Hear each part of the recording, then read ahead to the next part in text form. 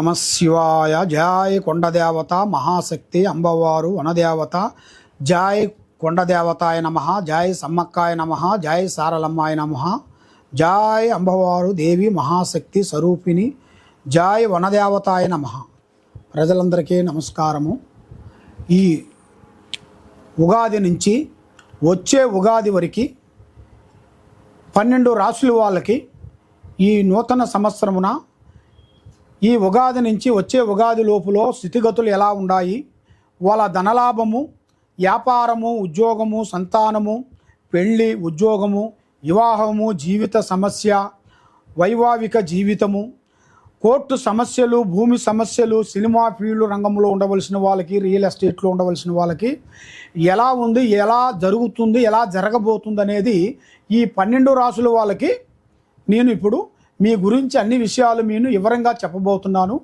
ఈ వీడియోని మీరు లాస్ట్ వరకు మీరు చూసినట్టుగైతే మీకు అన్ని విషయాలు మీకు అర్థమవుతాయి. మొదటిగా మేషరాశి ఫలితాలు.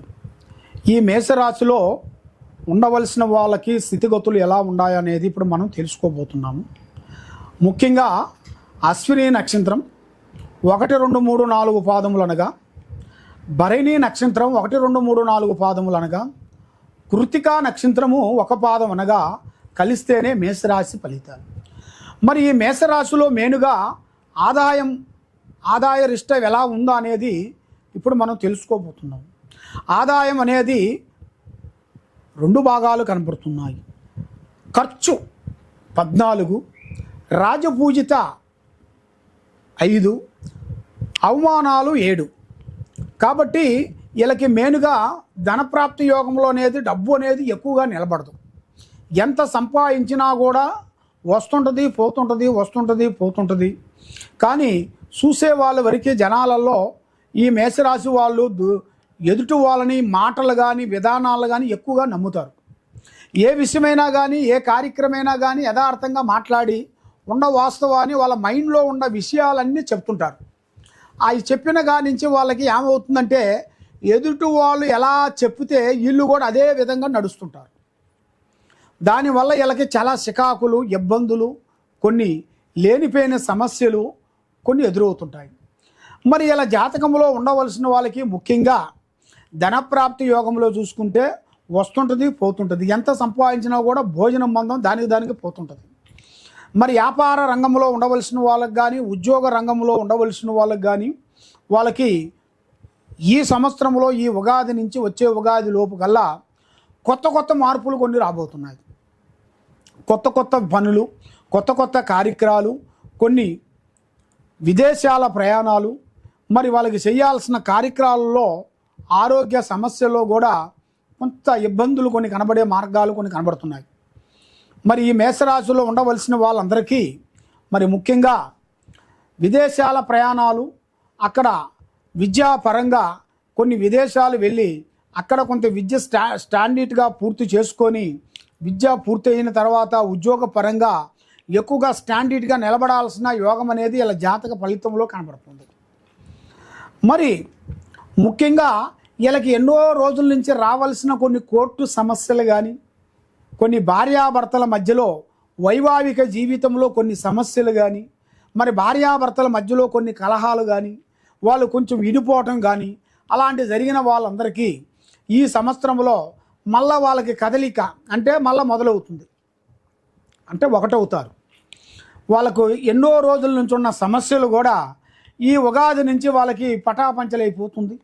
వాళ్ళకి ఒక అండర్స్టాండింగ్లో వస్తారు, భార్యాభర్తలు కలుస్తారు, వాళ్ళ కుటుంబం బాగుంటుంది, మనశ్శాంతి అనేది నిలబడుతుంది.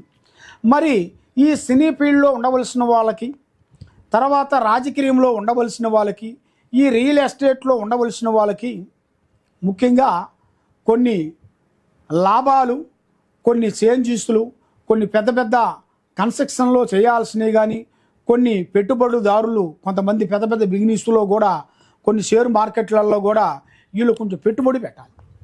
అది కూడా ఈ ఉగాది నుంచే వాళ్ళకి మంచి టయాలు అనేది ఎదురవుతాయి. కాబట్టి వాళ్ళు ఎన్నో రోజుల నుంచి ఇంతకుముందు పెట్టి నష్టమైపోయిన వాళ్ళు కూడా ఇప్పుడు వాళ్ళకి ఒక మంచి అవకాశం అనేది రాబోతుంది. మరి కుటుంబ సమస్యల్లో చూసుకుంటే వాళ్ళకి ఎన్నో సమస్యలతో, ఆర్థిక ఇబ్బందులతో, కుటుంబ సమస్యలతో, మానసికమైన ఇబ్బందులతో చాలా వరకు బాధపడుతుంటారు. మరి ఇలాంటి బాధపడే వాళ్ళందరికీ ముఖ్యంగా దైవ బలం అనేది చాలా గొప్పది. ఆ దైవ బలాన్ని మించింది ఏదీ లేదు. మరి ఆ దైవ బలం ఉండాలి అంటే మనం భగవంతుని పూజాకరం అనేది చేయాలి, దైవ పూజలు చేయాలి, మరి వ్రతాలు చేయాలి, కొన్ని హోమాలు చేయాలి. మరి మీకు దూరం వెళ్ళాల్సిన దూర ప్రయాణాలు అంటే దైవ దర్శన ప్రయాణాలు ఈ ఉగాదిలో మీకు ఉన్నాయి. అది అనుకోకుండా మీరు ఊహించని ప్రయాణాలు, దూరం ప్రయాణాలు, దైవ దర్శనాలకి వెళ్ళి దైవ దర్శనాలు చేసుకొని అక్కడ భగవంతుడు ఆశీస్సులు మీరు తీసుకున్నట్టుకైతే తప్పకుండా మీకు మంచి శుభ ఫలితాలు అనేది రాబోతున్నాయి. మరి ఈ జాతకంలో ఉండవలసిన వాళ్ళందరికీ ఒక స్త్రీ నుంచి మంచి అదృష్ట యోగం పట్టబోతుంది. అంటే అది ఊహించని అదృష్టం. ఆ స్త్రీ నుంచి పురుషుడికి కానీ, పురుషుడి నుంచి స్త్రీకి కానీ వీళ్ళిద్దరికీ వర్తిస్తుంది. అందువల్ల వాళ్ళ జాతక యోగంలో కూడా స్త్రీలకు కూడా ఎంతో బాధపడే వాళ్ళందరూ కూడా వాళ్ళకి ఒక పురుష రూపంలో నుంచి టక్కన భగవంతుడు అనేది ఏదో ఒక రూపంలో వాళ్ళకి ఎదురయ్యే మార్గం కనబడుతుంది. ఆ పురుషుడి నుంచి వాళ్ళ జీవితంలో వాళ్ళ లైఫ్ టర్నింగ్ పాయింట్ అవుతుంది. కాబట్టి మరి ఇలా జాతక యోగంలో కూడా భూమిలో బంగారం దొరికే ప్రాప్తి కూడా ఇలా జాతకంలో కనబడుతుంది. మరి వీళ్ళకి ఏ కార్యక్రమం చేయాలన్నా, ఏది చేస్తామన్నా కూడా కొన్ని సమస్యలతో కొంచెం సతమతం అయిపోతుంటారు. మరి ఇలా జాతక యోగంలో చూసుకుంటే ముఖ్యంగా భగవంతుడు పూజా బలం చేయాల్సింది మెయిన్గా శ్రీ అష్టలక్ష్మి పూజా బలం చేయాలి. అష్టలక్ష్మికి 9 వారాల పాటు పూజా బలం చేసి ఇంట్లో శుద్ధం చేసుకొని నవధాన్యములు తెప్పించి ఇస్తరాకులో నవధాన్యాలు వేసేసి 9 రకములు నవధాన్యాలు వేసేసి దాంట్లో ఒక ఇస్తరాకులో 3 దోశలు బియ్యం పోసేసి అది 3 రకాల నూనె, 3 రకాల నూనెతో పాటు ఆవు నెయ్యి, ఆ ఆవు నెయ్యిని కూడా దాంట్లో కలిపి మీరు ఒత్తి వెలిగించినట్టుకైతే మన కుటుంబంలో శుక్రవారము నడి ఇంట్లో చేయాలి. అది పూజా మందిరంలో చేసేది కాదు.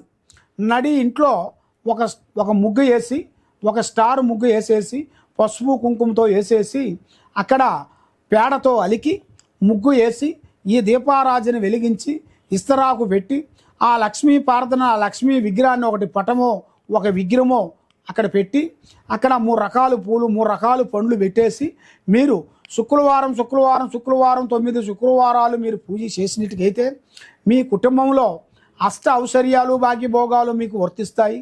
మనసు శాంతిగా ఉంటుంది. చేసే కార్యక్రమాలు అభివృద్ధిగా అవుతాయి.